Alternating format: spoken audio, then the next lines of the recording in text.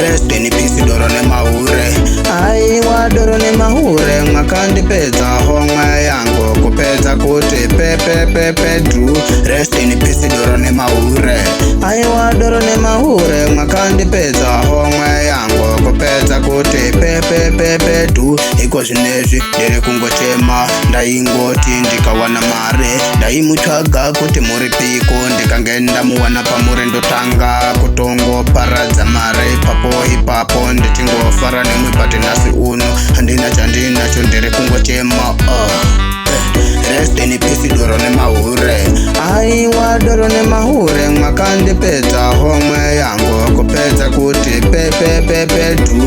Rest in peace Doro Nemahure.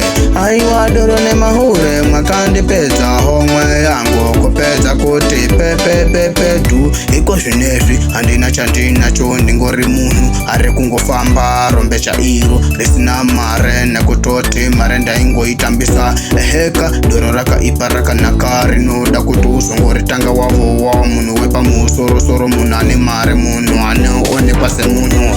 Rest in peace Doro Nemahure. Aiwa Doro Nemahure mwaka